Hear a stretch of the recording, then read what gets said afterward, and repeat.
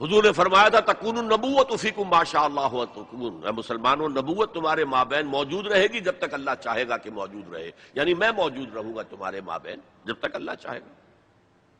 ثم یرفع اللہ اذا شاء یرفع، پھر اللہ اٹھا لے گا نبوت کو، یعنی مجھے، میرا انتقال ہو جائے گا جب اللہ چاہے گا۔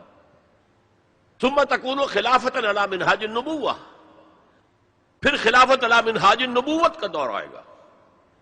فتکون ما شاء اللہ تکون، وہ بھی رہے گا جب تک کہ اللہ چاہے گا کہ رہے۔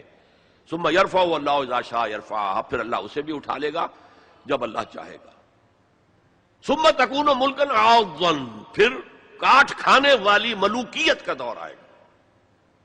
یہاں سے اسلام کا زوال شروع ہو گیا، دور نبوت، دور خلافت راشدہ، مکمل اسلام، کامل اسلام، علی منہاج النبوہ خلافت، نبوت کے ہیں نقش قدم پر خلافت۔ یہ تھا ہمارا جو اصل ہماری معراج تھی امت مسلمہ کی۔ لیکن اب کیا ہوا؟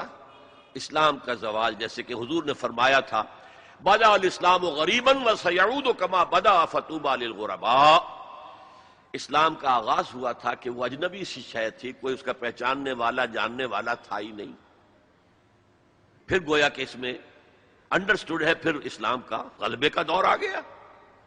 لیکن ان قریب اسلام پھر غریب ہو جائے گا، سیعود، ان قریب لوٹ جائے گا اسلام حالت غربت میں۔ فطوبی للغرباء، تو مبارکباد ہے ان لوگوں کے لیے جو اسلام کے غریب اور اجنبی ہونے کے دور میں خود اجنبی ہو جائیں لیکن اسلام کا دامن ہاتھ سے نہ چھوڑیں۔